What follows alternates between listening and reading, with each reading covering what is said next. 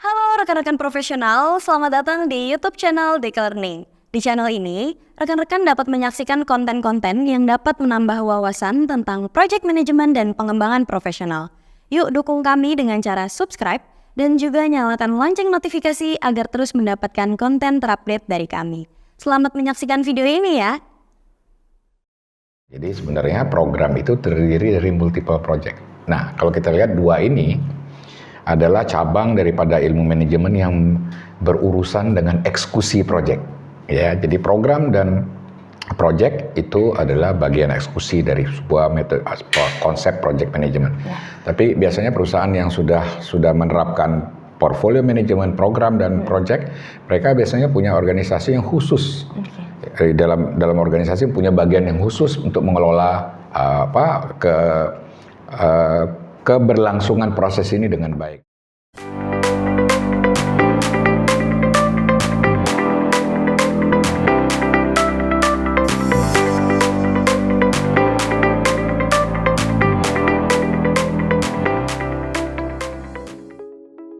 Halo rekan-rekan profesional, selamat datang kembali di video Dynamic Talk by Deka Learning Akolodia Group. Gimana kabarnya nih rekan-rekan profesional semuanya? Semoga selalu dalam keadaan sehat ya. Perkenalkan, saya Ida Catur Terasih yang akan memandu sesi Dynamic Talk kali ini. Nah, di sesi kita kali ini, kita akan membahas mengenai project, program, dan portofolio. Karena mungkin dari rekan-rekan ini ada yang belum paham mengenai apa itu project, program, dan portofolio. Nah, sudah bersama dengan saya praktisi yang sudah lama berkecimpung di dunia project management, yaitu Bapak Boyke Paulus PMP. Langsung aja kita sapa yuk.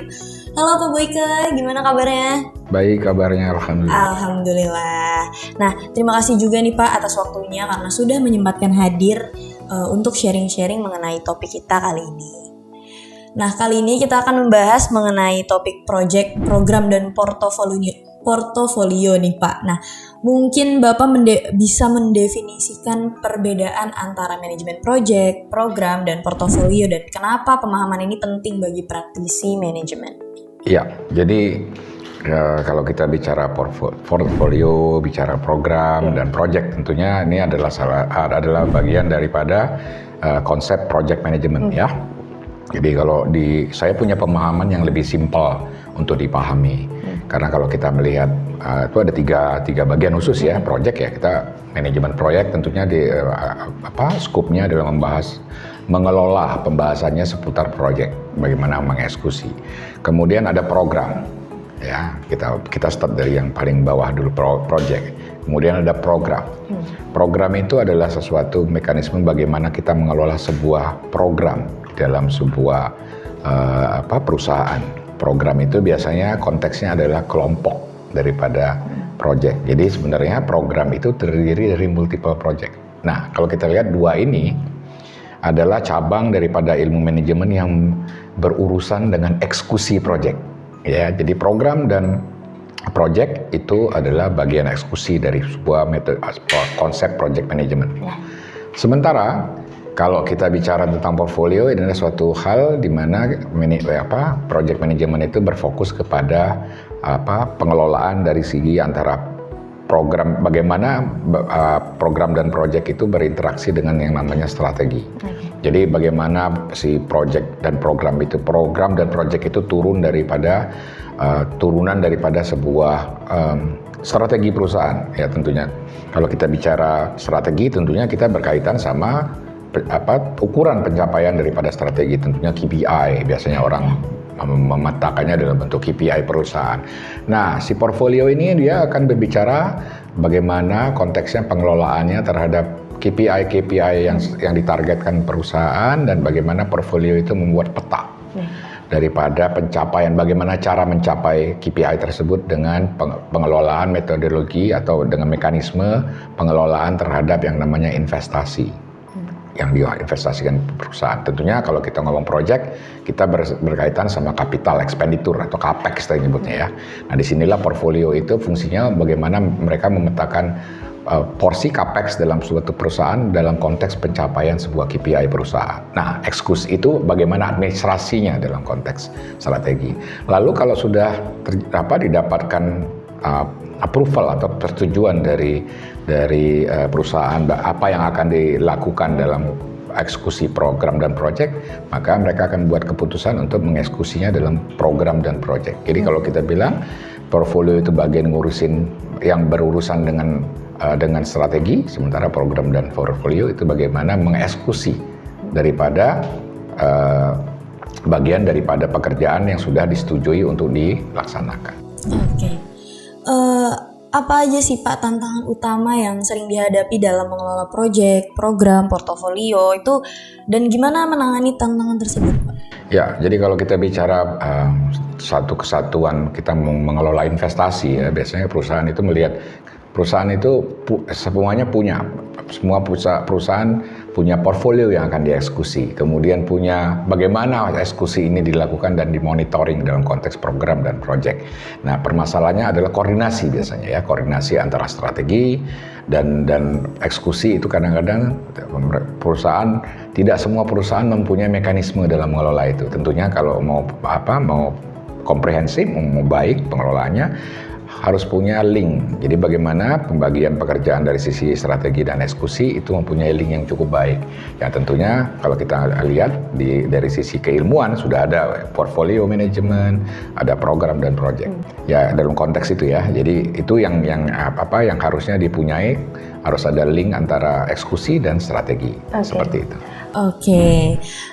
Gimana cara Bapak nih dalam menyusun prioritas di antara berbagai proyek, program, dan portofolio yang sedang berjalan, terutama ketika sumber daya kita terbatas? Ya, itulah salah satu kalau kita bicara tentang prioritas ya. Iya. Nah, itu salah satu fungsi portfolio.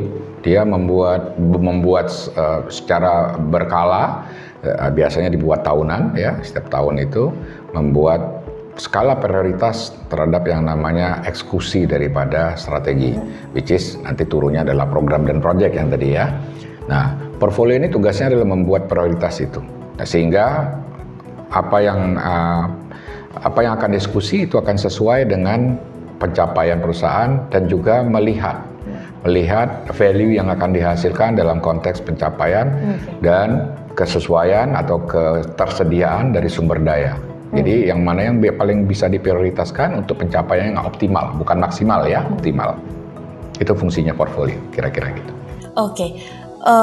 Dalam pengalaman Bapak yang sudah banyak berkecimpung di dunia ini, Pak, gimana memastikan bahwa proyek, program, dan portofolio ini tetap sesuai dengan tujuan strategis organisasi? Ya, jadi kita mengestablish yang namanya proses. Kalau kita bilang di dalam perusahaan harus punya mekanisme bagaimana yang namanya semua eksekusi daripada program dan proyek itu punya link dengan strateginya, tetap ya. Nah, jadi tidak semua perusahaan itu punya mekanisme ini. Jadi biasanya kalau kita ngomong banyak sekarang yang kita nyebutnya startup company biasanya transparan karena jumlah orangnya nggak banyak. Sebenarnya mereka melakukan semua itu, cuman memang nggak sebesar kalau perusahaan. Kalau kita ngomong corporate ya, korporasi, mereka punya employee banyak sehingga membutuhkan suatu komunikasi atau kita bilang bagaimana mekanisme itu bisa berjalan dengan baik di dalam sebuah organisasi yang besar, melihat keterkaitan antara eksekusi dan strategi, program dan proyek ini bagaimana pencapaiannya, bagaimana turunnya juga harus punya link. Nah, untuk membuat itu bisa terkoordinasi dengan baik harus mempunyai suatu proses yang standar. Ini kita ngambil contoh, tidak berarti adalah hal ini yang harus ya. Tapi biasanya perusahaan yang sudah menerapkan portfolio manajemen, program dan proyek, mereka biasanya punya organisasi yang khusus. Dalam organisasi punya bagian yang khusus untuk mengelola keberlangsungan proses ini dengan baik. Biasanya direpresentasi dengan yang namanya bagian PMO atau Project Management Office, di mana dia concern terhadap yang namanya pengelolaan proyek baik dari strategi ataupun dieksekusi, seperti itu. Oke. Gimana cara Bapak menilai kinerja proyek, program, dan portofolio, dan apa yang menjadi metrik atau indikator kunci yang sering Bapak gunakan? Ya kalau kita ngomong program ya, kalau kita ngomong portfolio tentunya ketercapaian terhadap strategi daripada perencanaan yang sudah dibuat. Jadi untuk mencapai sebuah pencapaian dalam strategi, dalam hal ini biasanya representasi strategi itu adalah KPI perusahaan ya.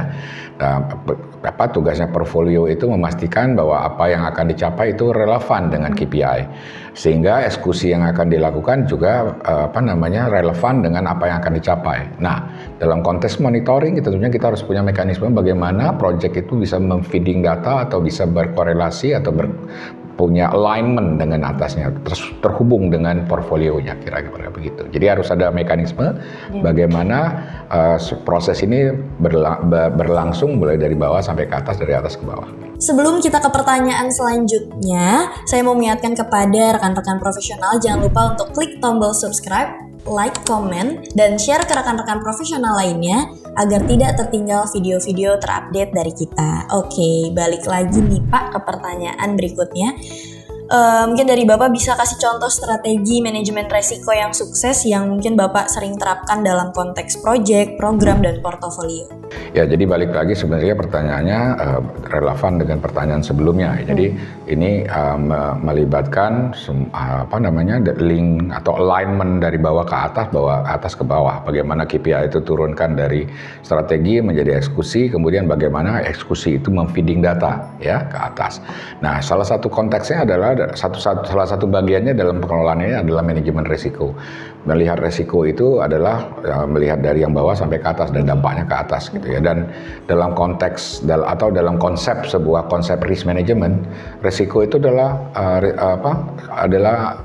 urusan semua orang di dalam perusahaan. Jadi apabila terjadi sesuatu di proyek, yang namanya perusahaan tidak bisa tinggal diam, dia harus melihat juga apakah itu berdampak besar atau enggak kepada organisasi. Jadi mungkin proyeknya yang bermasalah, tapi bisa jadi risiko itu berdampak kepada keseluruhan organisasi yang terkait.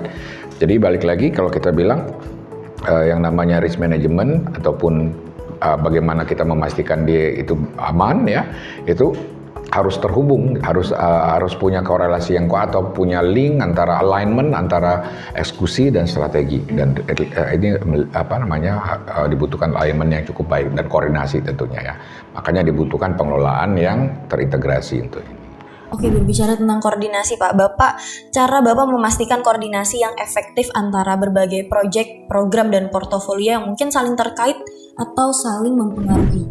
Ya, kalau balik kita lihat kan dari struktur yang kita namanya, kita sebut proyek itu adalah dia mendeliver hasil pekerjaan. Yang tentunya nanti punya kalau kita konsolidasikan di level program, dia akan mendeliver yang namanya benefit ya. Jadi atau kita nyebutnya value. Jadi satu output dari satu project atau jumlah output yang ada di project-project di dalam satu program akan berkontribusi terhadap yang namanya value yang dihasilkan oleh program. Dan tentunya kalau sampai di portfolio nanti konteksnya adalah agregasi dari semua value atau semua benefit yang ada di dalam semua program, semua project yang ada di bawahnya. Dan ini harus relevan atau align kita bilangnya ya, konsepnya seperti itu. Oke, lanjut ke pertanyaan terakhir nih Pak. Menurut Bapak, apa peran kepemimpinan yang efektif dalam mengelola proyek, program, dan portofolio, dan gimana cara Bapak untuk membangun dan memelihara dukungan eksekutif untuk inisiatif manajemen tersebut? Ya, yang pasti kalau dalam pengelolaan sebuah perusahaan yang mempunyai konteks bagian dari portfolio, program, dan proyek, ini harus terkoordinasi dari setiap lini ya. Jadi tentunya harus ada organisasi yang khusus spesifik mengurus tentang keberlangsungan portfolio sendiri. Ada bagian yang mengurus portfolio, ada yang bagian mengurus program dan proyek ya. Eksekusi dan strategi harus punya satu bagian yang khusus mengelola. Mungkin dalam contohnya di dalam organisasi Anda mempunyai pengelolaan divisi yang khusus mengelola yang namanya proyek atau kita sering dengar yang namanya PMO ya. Nah, bagaimana kalau kita memelihara dukungan eksekutif dalam konteks ini? Nah, si organisasi ini butuh yang namanya manajemen support ya, karena tentunya manajemen membutuhkan itu. Jadi salah satu tugasnya dalam organisasi ini adalah di dalam organisasi tentang PMO ini adalah salah satunya membuat informasi atau situasi daripada penyelenggaraan proyek dan program di dalam konteks organisasi itu selalu update. Salah satunya mungkin bisa bentuknya kalau sudah ada organisasinya bisa membuat yang namanya session steering committee review tiap bulan, mengumpulkan para pelaksana project dan eksekutif bersama-sama untuk mengupdate situasi. Itu contoh salah satunya ya. Tentunya proses, kalau kita punya proses yang baik, punya prosedur yang baik di dalam perusahaan dalam pengelolaan si program project dan portfolio ini dengan baik, maka informasi itu selalu update biasanya ya. Itu yang menjadi concern. Jadi bisa dia selenggarakan event review tiap bulan, membuat eksekutif juga punya informasi yang update langsung daripada pelaksana atau pelaku-pelaku di dalam eksekusi program dan project terhadap portfolionya. Oke, cukup menarik sekali perbincangan kita kali ini, Pak. Terima kasih sudah meluangkan waktunya untuk sharing-sharing pengalaman Bapak. Semoga rekan-rekan profesional semuanya dapat mengambil manfaat dari pengalaman kita, dari cerita-cerita kita kali ini. Saya ingin ingatkan kembali kepada rekan-rekan profesional semuanya, jangan lupa untuk klik tombol subscribe, like, komen, dan share ke rekan-rekan profesional lainnya. Dan jangan lupa untuk menyalakan lonceng notifikasi agar tidak tertinggal video-video terupdate dari kita. Dan sampai jumpa di sesi dan Mic Talk lainnya. Stay safe and stay healthy everyone. Bye-bye. Halo rekan-rekan profesional, terima kasih telah menonton video ini. Semoga video ini dapat bermanfaat untuk rekan-rekan profesional. Jika rekan-rekan profesional suka, jangan lupa untuk di-like videonya dan dibagikan ke rekan-rekan lainnya ya. Rekan-rekan profesional juga dapat mengirimkan pertanyaan atau saran topik yang ingin kami bahas di kolom komentar. Jangan lupa untuk menyalakan lonceng notifikasi agar tidak ketinggalan update konten menarik lainnya. Sampai jumpa di video berikutnya ya.